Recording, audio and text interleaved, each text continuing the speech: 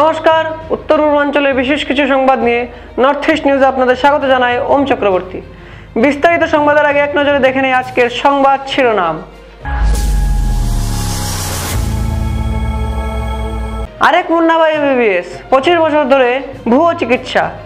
ভুয়ো চিকিৎসক মিহির কান্তি দাস পুলিশের জালে। সরকারি চাকরি দেওয়ার নামে প্রতারণা, জিপির ট্যাক্স কালেক্টরের বিরুদ্ধে জোড়া মামলা। অঙ্গনওয়াড়ি কেন্দ্র নিয়ে দ্বন্দ্ব তুঙ্গে, স্থান নিয়ে মতবিরোধ, দুর্নীতির অভিযোগে পাল্টা জবাব ধলাই পালংঘাট আইসিডিএস এর অধীনে নিমাইপুর অঙ্গনওয়াড়ি কেন্দ্র। বাল্যবিবাহের বিরুদ্ধে প্রতিবাদে জোরে ভাসুরের ব্যক্তিগত জমি জোরে দখলের চেষ্টা, চাঞ্চল্য বেরেঙ্গায়। এবার সংবাদ বিস্তারিত। বরাক উপত্যকায় চাঞ্চল্যকর এক ঘটনার সামনে এসেছে। 25 বছর ধরে ভুয়ো চিকিৎসা করে আসছিলেন মিহির কান্তি দাস। অবশেষে পুলিশের জালে ধরা পড়লেন তিনি। স্থানীয় সূত্রে জানা গেছে, তৃতীয় বিভাগে এইচএস পাশ করা মিহির কান্তি দাস নিজেকে একজন অভিজ্ঞ মেডিসিন বিশেষজ্ঞ চিকিৎসক পরিচয় দিয়ে গত দীর্ঘ 25 বছর ধরে বরাক উপত্যকার 3টি জেলায় চিকিৎসা চালিয়ে আসছিলেন। রোগীদের কাছ থেকে নিয়মিত ফি নেওয়া, প্রেসক্রিপশন লেখা, সবকিছুতেই ছিল তার দক্ষ অভিনয়। অবশেষে গৌহাটি মেডিকেল পঞ্জিকা বিভাগ তার নথি যাচাই করতে গিয়ে ভুয়ো চিকিৎসক চক্রের হদিশ পায়। এরপরই স্থানীয় প্রশাসনের সহায়তায় তাকে গ্রেফতার করা হয়। এতদিন ধরে সাধারণ মানুষকে প্রতারণা করে চিকিৎসা দেওয়ার ঘটনায় এলাকায় তীব্র ক্ষোভের সঞ্চার হয়েছে। প্রশাসন সূত্রে খবর, তার বিরুদ্ধে একাধিক মামলা রুজু করা হয়েছে এবং তদন্ত শুরু হয়েছে। স্থানীয়রা দোষীর কঠোর শাস্তির দাবি জানিয়েছেন। নর্থ ইস্ট নিউজের বিশেষ প্রতিনিধি হিফজুর রহমান বরুফিয়ার প্রতিবেদন। আসাম সরকারের ডাইরেক্ট রিক্রুটমেন্ট এক্সামিনেশন এডিআরই এর অধীনে তৃতীয় ও চতুর্থ শ্রেণীর পদে চাকরি পাইয়ে দেওয়ার নামে লক্ষ লক্ষ টাকা প্রতারণার অভিযোগে ভাউরিকান্দি জিপির নতুন কাঞ্চনপুরের বাসিন্দা ও ট্যাক্স কালেক্টর আতাউর রহমান আহমেদের বিরুদ্ধে কচুদরম থানায় পৃথক 2টি মামলা দায়ের করা হয়েছে। সর্বসন্ত হওয়া ভুক্তভোগী পরিবারগুলো ন্যায় বিচারের আশায় প্রশাসন ও মুখ্যমন্ত্রীর হস্তক্ষেপ কামনা করছে। অভিযোগ অনুযায়ী আতাউর রহমান আহমেদ 5 জন চাকরি প্রার্থীর কাছ থেকে যথাক্রমে 15 লক্ষ ও 12 লক্ষ টাকা হাতিয়ে নিয়েছেন। শুধু তাই নয়, এমপ্লয়ি আইডি কার্ড দেওয়ার নামে তিনি অতিরিক্ত 10,000 টাকা করে আদায় করেছেন বলে অভিযোগ। চাকরি প্রার্থীদের কাছ থেকে টাকা আদায়ের পর একদিন অভিযুক্ত আতাউর রহমান তাদের কাছাড়ের জেলা উপায়ুক্তের কার্যালয়ে অ্যাপয়েন্টমেন্ট লেটার সংগ্রহের কথা বলে বাড়ি থেকে বের করেন। তিনি জানান তিনি অন্য একটি গাড়িতে আসছেন এবং তাদের জেলাশাসকের কার্যালয়ের দিকে যেতে বলেন। কিছু দূর যাওয়ার পর আতাউর রহমান ফোন করে প্রতারিত পরিবারগুলোকে জানান যে তার পেছনে সিবিআই লেগেছে এবং অচেনা নম্বর থেকে কোনো কল এলে যেন তারা রিসিভ না করে। এই কথা বলে তিনি তাদের ফিরিয়ে দেন। তখনই চাকরি প্রার্থীরা বুঝতে পারেন যে তারা প্রতারণার শিকার হয়েছেন। এরপর টাকা ফেরত পাওয়ার জন্য বারবার যোগাযোগ করা হলেও আতাউর রহমান বিভিন্ন তালবাহানা করে বিষয়টি এড়িয়ে যাওয়ার চেষ্টা করেন। পরবর্তীতে স্থানীয় নির্বাচিত জনপ্রতিনিধি ও মাতব্বরদের নিয়ে সালিশ সভার মাধ্যমে মীমাংসার চেষ্টা করা হলেও আতাউর সেখানে অজুহাত দেখিয়ে সভা ছেড়ে চলে যান বলে অভিযোগ। উপায়ান্তর না পেয়ে প্রতারণার শিকার 2টি পরিবার কচুদরম থানায় পৃথক 2টি মামলা দায়ের করেছে। অসহায় পরিবারগুলো সাংবাদিকদের কাছে বিষয়টি তুলে ধরে আসামের মুখ্যমন্ত্রী ডক্টর হিমন্ত বিশ্ব শর্মা, কাছাড়ের পুলিশ সুপার এবং জেলাশাসকের দৃষ্টি আকর্ষণ করে ন্যায় বিচার প্রার্থনা করছে। এই ঘটনায় এলাকায় ব্যাপক চাঞ্চল্য সৃষ্টি হয়েছে এবং প্রশাসনের দ্রুত হস্তক্ষেপ দাবি উঠেছে। নর্থ ইস্ট নিউজের বরাকভিল ইনচার্জ সুরজিৎ চক্রবর্তীর প্রতিবেদন। আমার বাড়ি মতিনগর দিদারপুর পার্ট 4 7 নম্বর বস্তি। বিগত 2023 সালে আমার ভগ্নিপতি উনি আমাদের বাড়িতে এসে আমাকে অনেক প্রলোভন কথা দিয়ে চাকরির নামে অনেক টাকা নিয়েছেন এডিআরই চাকরি দেওয়ার জন্য। আমরা তার কথা মতে উনি আমাকে বহুত অনুরোধ, টাকা যদি মরে যায় আমি টাকাগুলো করে দিব, আমার আপনজন তোমরা আমার আপনজন চাকরি দিয়ে দিব। এইরকম নানান প্রলোভন বিশ্বাস দিয়ে আমাদের কাছ থেকে অনেক টাকা নিয়েছে। 12 লাখ টাকা স্টেপে স্টেপে 12 লাখ টাকা নিয়েছে। এখন লাস্ট মুহূর্তে আমরা ভগ্নিপতি হিসাবে আমরা তাদের কাছে চেয়েছিলাম যে আমরা কথাবার্তার মাধ্যমে এটা শেষ করার জন্য। উনি নানান তালবাহানা কথা দেয়, নানান কিছু মাথে নানান কিছু হয়, ধরা দেয় না। লাস্ট মুহূর্তে আমরা আমাদের গ্রাম্য সভা জেডপিসির বাড়িতে, কচুদরম জেডপিসি জেলা পরিষদ শাহিন লস্কর বাড়িতে সভা বসে, প্রথম বিচার সভা বসে। প্রথম সভায় স্থগিতাদেশ 10 জন দিয়ে একটা গ্রুপ বডি বানানো হয়। এরপরের সভায় উনি ওই সভাতে এসে ফোন করার বাহানা দেখিয়ে গ্রাম থেকে সভা থেকে পালিয়ে যায়। আমাদের জমিন জায়গা এবং বাড়ি বন্ধক দিয়ে আমি ওনাকে অনেক টাকা দিয়েছি।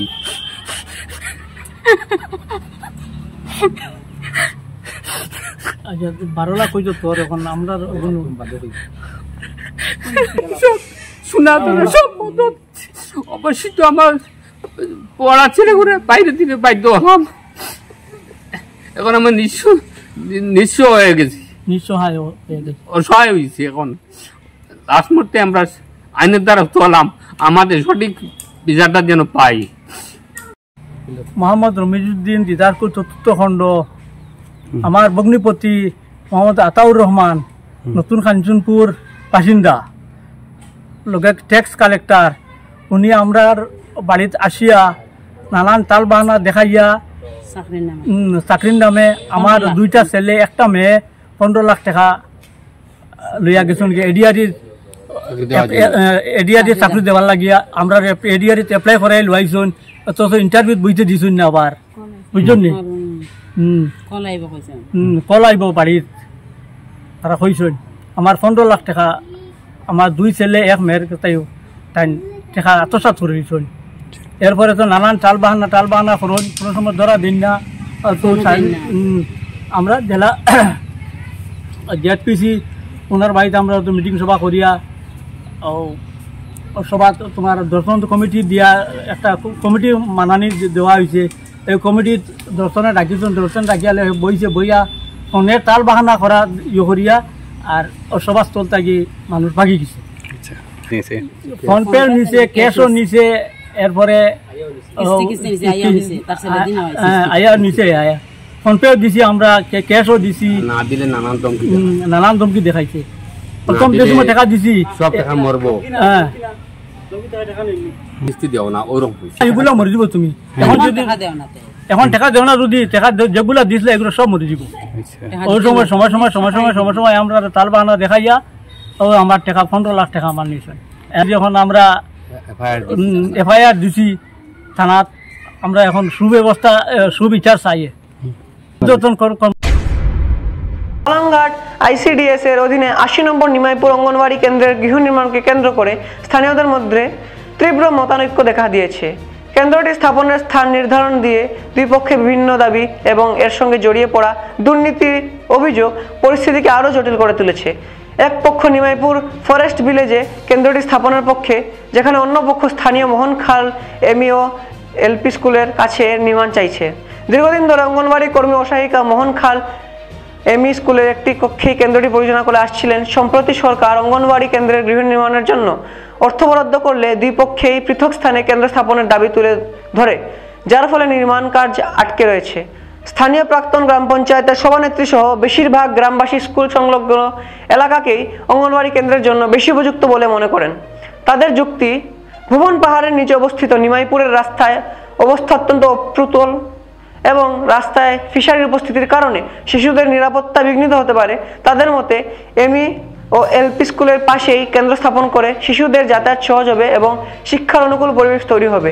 এই বিতর্কের মাঝেই অঙ্গনওয়াড়ি কর্মী জমিলা বেগমের বিরুদ্ধে শিশু খাদ্য সংক্রান্ত দুর্নীতি অভিযোগ উঠেছে।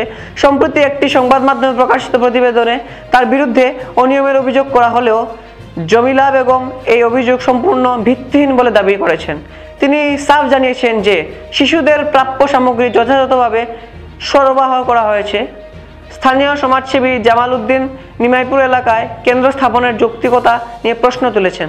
তার বক্তব্য, নিমাইপুর কোনো রাজস্ব গ্রাম নয় এবং 2011 সালের আদমশুমারি অনুযায়ী সেখানে মাত্র 10টি পরিবার বসবাস করে। এমন পরিস্থিতিতে সেখানে কেন্দ্র স্থাপন কতটা যুক্তিসঙ্গত তা ভেবে দেখা দরকার। অন্যদিকে এলাকাবাসী রহিমউদ্দিন জানান, এই অঙ্গনওয়াড়ি কেন্দ্রটি বহু আগেই তৈরি হওয়ার কথা থাকলেও দীর্ঘসূত্রিতার কারণে কাজ শুরু হয়নি। স্কুলের পাশে কেন্দ্র স্থাপন করে শিশু থেকে শুরু করে অভিভাবকরাও উপকৃত হবেন। বর্তমানে এই বিতর্ক গ্রামবাসীদের মধ্যে ব্যাপক দোলাচল সৃষ্টি করেছে। পরিষেবা কিভাবে সঠিকভাবে সকল শিশুর কাছে পৌঁছানো যায় এবং এই অচলাবস্থা নিরসনে প্রশাসনের দৃষ্টি আকর্ষণ করছে না স্থানীয় মানুষ। নর্থ ইস্ট নিউজের বিশেষ প্রতিনিধি হিফজুর রহমান বড়ভূইয়া প্রতিবেদন। তারা যেখানে স্কুল বইতরা অঙ্গনাদি, আমরা এখানে অঙ্গনাদি স্কুল মানি না। আমরা বড় ছাত্রর লগে ছোট ছাত্ররা স্কুলও আইতো, এখানে পাহাড় জায়গা জঙ্গল জায়গা, আমরা এখানে আমরা ছাত্র দিতাম না। চাইতে দিয়া জল চাইতে দিয়া জলের মাঝে দিয়া রাস্তা, এবার আমরা ছাত্র দিতাম না। আমরা ছোট ছাত্র, আমরা বড় ছাত্রর লগে ছোট ছাত্র দিতাম, অতখান দূরে যাওয়া আমরা লাগে সম্ভব না। আমরা ছাত্র অঙ্গনাদির ছাত্র, এটা ছোট ছোট ছাত্র, অত ভিতরে যাওয়া সম্ভব না। তারা এখানে কম মানুষ, আমরা এখানে বেশ মানুষ, তারপর তারা হবে টানিতরা, তারা রবা যাইবা। তারা যদি ইলা যাইবার তারা অঙ্গনাদি স্কুল লাগে, তারা এখন অনহন লইয়া যেটা লাগে আমরা সাহায্য করবো। আমরা স্কুল আমরা ইনো মানি না। আমরা এলপি স্কুল এমই স্কুলের লগে আমরা অঙ্গনাদি স্কুল হইতো, আমরা ওখানে স্কুল লাগে, তারার মাত আমরা মানি না আর মানতাম না। এলপি স্কুলের সংলগ্ন এই সেন্টারটাও আগেও গ্রান্ট হয়েছে, বুঝছেন নি কথা কত ইংরেজি হয়েছে এটা আমার জানা নাই, কিন্তু আগে গ্রান্ট হয়েছে এটা সেন্টারটা কিন্তু এলপি স্কুলের সংলগ্ন হয়, বুঝছেন নি কথা। এখন এটা বাউতাবাজি করিয়া তারা চাইতে এইদিকে হইল 2 ভাগ মানুষ, ওদিকেও মানুষ আছে, ওই যে আপনার পিছন দিকে এদিকে মানুষ আছে, এদিকেও আছে, এদিকে আছে, কিন্তু 1 ভাগ মানুষ ওদিকে আর 2 ভাগ মানুষ ওদিকে। আগে একজন ম্যাডাম আসলে, আগে একটা মিটিং হয়েছিল, ম্যাডাম রে আমি ডাইরেক্ট কইয়া দিছি আপনি ইনকোয়ারি করুন, তাই নিটা তারার জায়গাটাও গিয়ে ইনকোয়ারি করিয়া আইছি, বুঝছেন নি কথা। আইয়া এখানেও আমি জায়গা দেখাই দিছি, স্কুলের জায়গা আছে, ও জায়গাতে আমি ফটো উটো মারিয়া নিছি। এই জায়গাটাত বলে ডিপার্টমেন্টে এখন ঘর বানাইবার লাগে ফাটাইছে, কামটা আইছে। এখন তারা ইয়া আপত্তি করিয়া কিতাব বলে খালকে এটা বৈতবাজি করিয়া পরশু দিন ও যে অঙ্গনাদি মানে ওয়ার্কারের উপরে কিতা একটা কমপ্লেন দিতা, এই কমপ্লেনটাও আসা নাই, এটা মিশা মানে এটা বিলকুল মানে বৈতবাজি মাথা। সেন্টারটা এনে হইতে লাগে, এখানে যদি হয় না তে আমরা ডাইরেক্ট কেস করবো সেন্টারের। আর খাসিয়া যে মানুষ, তারা খাসিয়া আনিয়া মানে সেদিন মানে হায়ার করে মানুষ আনিয়া মিটিং চালার আর, বুঝছেন কোথায় এই সেন্টারেরও মানুষ নাই। আর খাসিয়া যারা মানুষ এরা নিয়ারেস্ট সেন্টার আছে, বুঝছেন নি কোথায় হোল সেন্টারও তারা আছে। আগে আসলো এই সেন্টারে তাকে ডিপার্টমেন্টও কাটিয়ে দিয়েছে তারা। এই জায়গাটা খাজ হইতে লাগে, না হইলে আমরা নিজে ডাইরেক্ট কেস করবো। বানাইতাম আর ইনো স্কুল বনিলে আমরা সুবিধা পালা, সরুতায় খেলাধুলা করতে পারবা, অন্যদিকে পড়বারও ডর নাই। এখানে স্কুল বনিলে সুন্দর, আমরা সুবিধা পালা, অন্য স্কুল হই যে সুন্দর হইব ম্যাডাম ওই জায়গায়। আর এই জায়গাতে স্কুল যদি নয় আমরা সকলের সুবিধা দেখুন, আপনি সব এক জায়গায় অঙ্গনবাড়ি এখানে লগে রইল,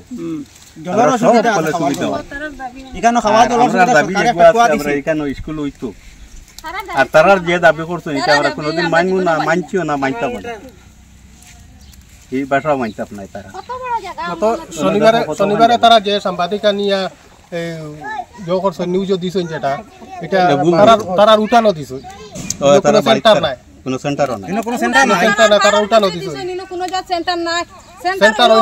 আমরা যেখানে উপাইছি ওখানে সেন্টার, আমরা ওখানে সেন্টার বইতে লাগবো। তার দাবি আমরা মানছি না, মানতাম না। গত 19 জুলাই শনিবার দুপুরে বেরেঙ্গা প্রথম খণ্ডের জমি আত্মসাৎকে কেন্দ্র করে রৌজিয়ার বেগম বড়ভূইয়ার অভিযোগকে তথ্য সহকারে খণ্ডন করেন আমির আহমেদ বড়ভূইয়া। তিনি বলেন, বিগত বছর পূর্বে তিনি ব্যক্তিগতভাবে 3টি ভাইয়ের উদ্দেশ্যে এই জমিটি ক্রয় করেছিলেন। এটা কোনো পৈতৃক সম্পত্তি নয়। সম্পূর্ণ ঘটনাটির আসল রহস্যটা হলো, বিগত 2017 সালে নাবালিকা অবস্থায় রৌজিয়ার বেগম বড়ভূইয়ার সঙ্গে নূর মোহাম্মদের সঙ্গে বিবাহ হয়। নূরের এই বাল্যবিবাহকে পরিবারের কেউ মেনে নেন নাই বলেই রৌজি বেগম ও নূর মোহাম্মদ বাসকান্দিতে ভাড়া বাড়িতে থাকে বেরেঙ্গা ছেড়ে।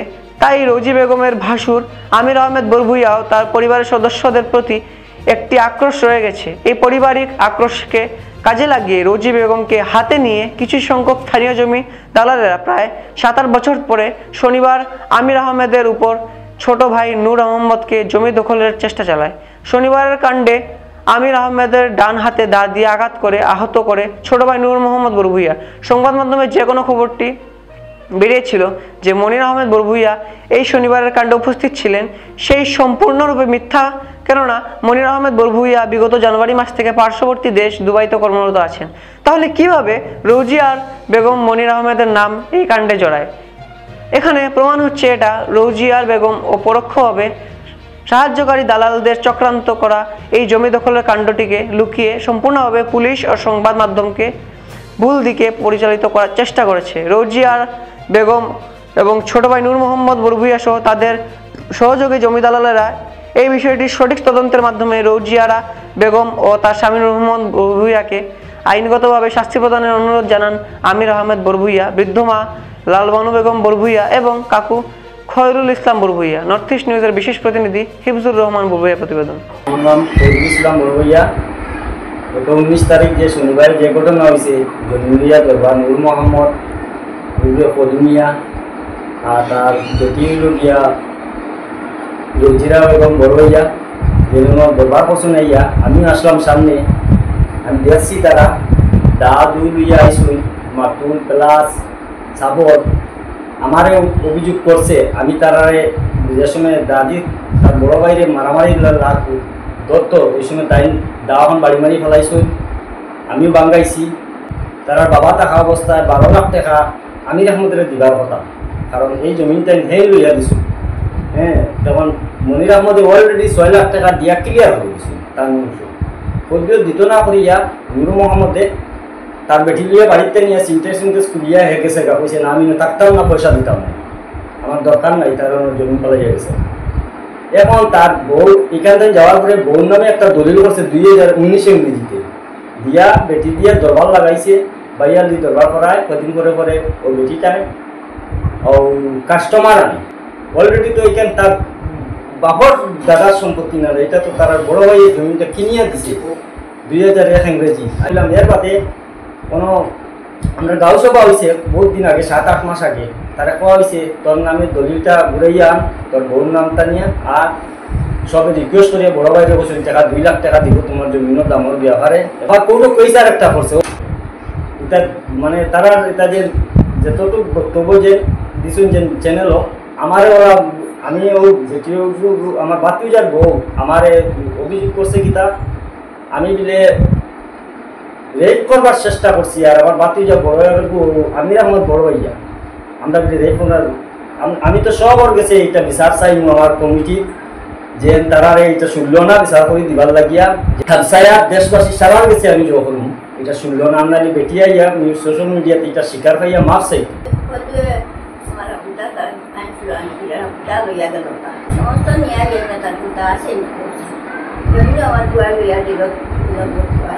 কোথাও তার বোন নামে দিলে তার বোন নামে দেওয়ার কোনো কথা আছে নাকি? তার নামে রয়েছে যে আমরা ট্রান্সফার করি, বেটিও কথা বলতে দেয় কদিন দেয় আছে। এই বেটিটা আমার বাড়ি ঘর দংশন করে, বেটিগুলো আনছে মান ধরি আমার বুঝাতে ভাই লাগা মাছ লাগা তোর ভাল লাগা কদিন বাদে বাদে আয় কদিন বাদে নাচে। দীর্ঘ প্রতীক্ষার পর শিলচর চিকিৎসা মহাবিদ্যালয়ে বসতে চলেছে আবর্জনা নিশ্চিহ্ন করার যান্ত্রিক প্রক্রিয়া। বসানো হচ্ছে ইনস্টিলেটর মেশিন, প্রায় 2 কোটি টাকা খরচে বসানো হবে এই মেশিন বসানোর বিষয়কে কেন্দ্র করে শিলচর চিকিৎসা মহাবিদ্যালয়ের অধ্যক্ষ ভাস্কর গুপ্ত বিস্তারিত তথ্য তুলে ধরেন। নর্থ ইস্ট নিউজের ব্যুরো প্রধান শ্রীবাস দাসের প্রতিবেদন। नहीं, ये नया प्रकल्प नहीं है, ये बाकी कुछ मेडिकल कॉलेज में ऑलरेडी है। तो हम लोग का जो पुराना वाला इंसिनरेटर था और रिलेटेड जो BMW प्लांट था, वो हम लोग का जो नया वाला जो 500 बेडेड हॉस्पिटल हो रहा है उसका बनाने का टाइम वो थोड़ा डिमोलिश करना पड़ा। तो अभी हम लोग एक मेक शिफ्ट अरेंजमेंट करके चला रहा है।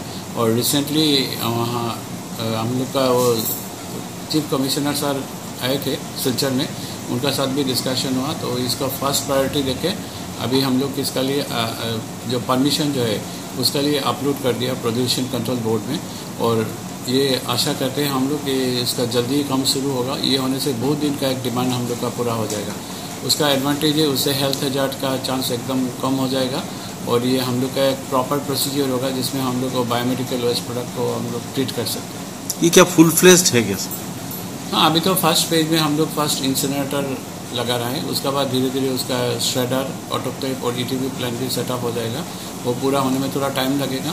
तो वो पूरा कंप्लीट कॉम्प्लेक्स हो जाने से बहुत ही हम लोग का सबका लिए बेनिफिट होगा। एक छोटी सी बात है सर, राजनीतिक माहौल में विपक्ष दल जो कांग्रेस है, कांग्रेस का एक प्रवक्ता ने गुवाहाटी में एक टिप्पणी किया है कि अगर फुल फ्लेज प्रोजेक्ट नहीं होता है तो प्रदूषण हो सकती है और जहरीला सामग्री निकल सकती है इससे।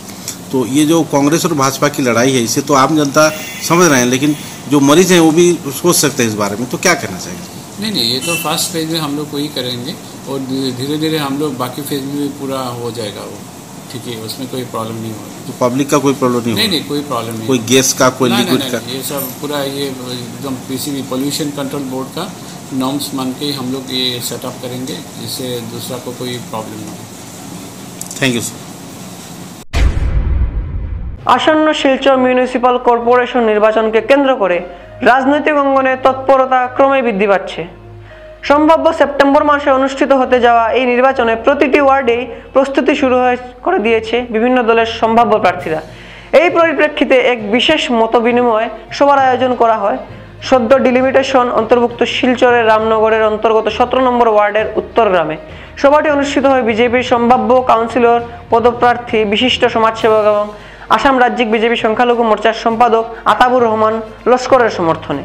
সভায় এলাকার বিশিষ্ট ব্যক্তিবর্গ ও বাসিন্দারা উপস্থিত ছিলেন। তারা তাদের বক্তব্যে আতাবুর রহমানের দীর্ঘদিনের সমাজসেবা ও জনসেবামূলক কার্যকলাপের প্রশংসা করেন এবং এবারের কর্পোরেশন নির্বাচনে তাকে পূর্ণ সমর্থন জানান। সাংবাদিকদের মুখোমুখি হয়ে আতাবুর রহমান জানান তিনি 17 নম্বর ওয়ার্ড থেকে কাউন্সিলর পদে বিজেপির টিকিট প্রত্যাশী। তিনি বলেন, আজকের এই সভার মূল উদ্দেশ্য ছিল জনগণের মতামত ও দোয়া আশীর্বাদ নেওয়া। আমি অত্যন্ত খুশি যে এলাকাবাসী আমাকে ভালোবাসা ও সমর্থন জানিয়েছেন। এদিকে সাংবাদিকদের এক প্রশ্নের উত্তরে আতাবুর রহমান জানান তার কয়েকজন ঘনিষ্ঠ বন্ধু ও বড় ভাই সমতুল্যরাও এবারের নির্বাচনে প্রার্থী হওয়ার জন্য আগ্রহ প্রকাশ করছেন। তিনি বলেন, গণতন্ত্রের সবাইকে প্রার্থী হওয়ার অধিকার রয়েছে। আমি সবাইকে শুভেচ্ছা জানাই, তবে আমি বিশ্বাস করি জনগণ যাকে যোগ্য মনে করেন তাকে সমর্থন করবেন। তিনি আরও যোগ করেন, নির্বাচন একটি আলাদা বিষয় আর সম্পর্ক আরেকটি বিষয়। নির্বাচনকে কেন্দ্র করে সম্পর্ক কখনো নষ্ট হতে দেব না। এই সভাকে কেন্দ্র করে এলাকায় নির্বাচনী আবহাওয়ার গতি পেয়েছে বলে মনে করছেন রাজনৈতিক পর্যবেক্ষকরা। নর্থ ইস্ট নিউজের বরাকভেলি ইনচার্জ সুরজিৎ চক্রবর্তীর প্রতিবেদন। আমরা কোনো নির্বাচনী সভা তো এখনই স্টার্ট হয়নি।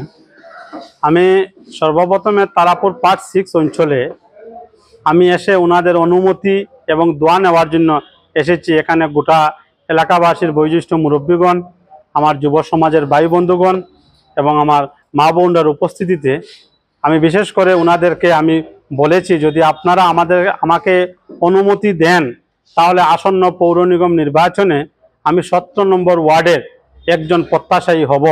ওনারা আমাকে সাদরে আমাকে গ্রহণ করেছেন। ওনাদের অনুমতি নেওয়ার জন্য আমি স্পেশালি এই এলাকাতে এসেছি। সত্যি অত্যন্ত আনন্দিত, যেটা সারা পেতে আপনারাই ছিলেন।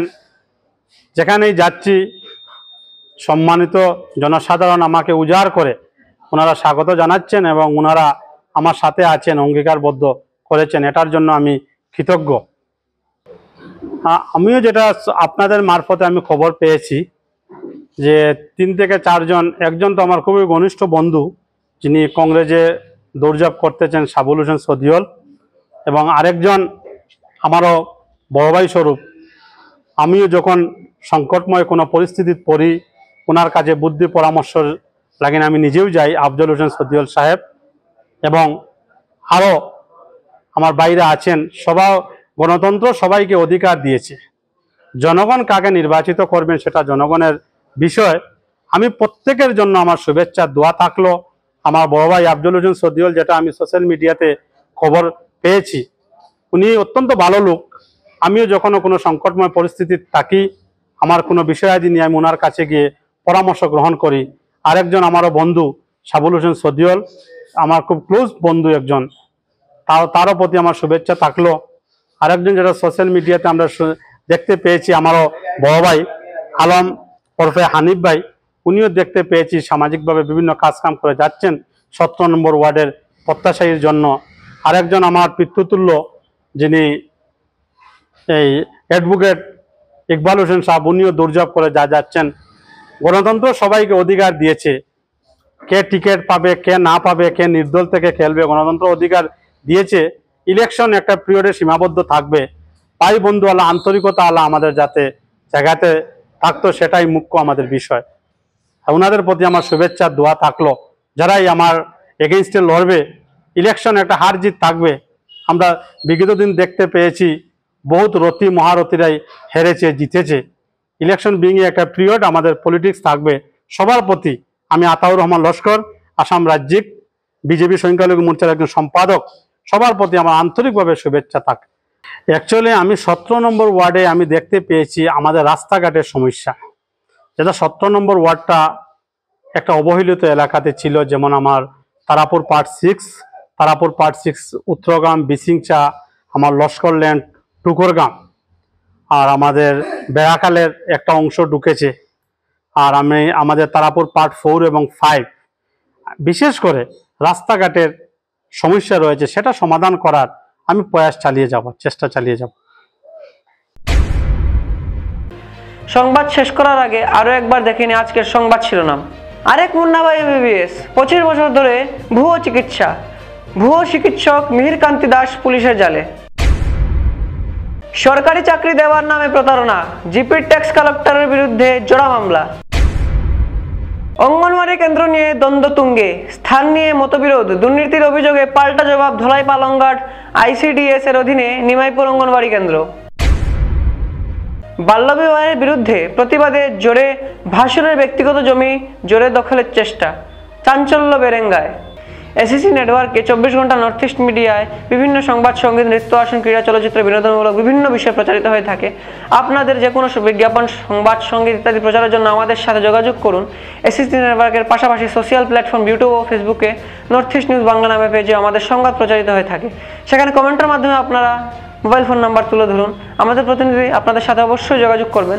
ভারতের উত্তর পূর্বাঞ্চলের পাশাপাশি অন্যান্য স্থানের বিশেষ কিছু সংবাদের জন্য দেখতে থাকুন নর্থ ইস্ট নিউজ। ধন্যবাদ।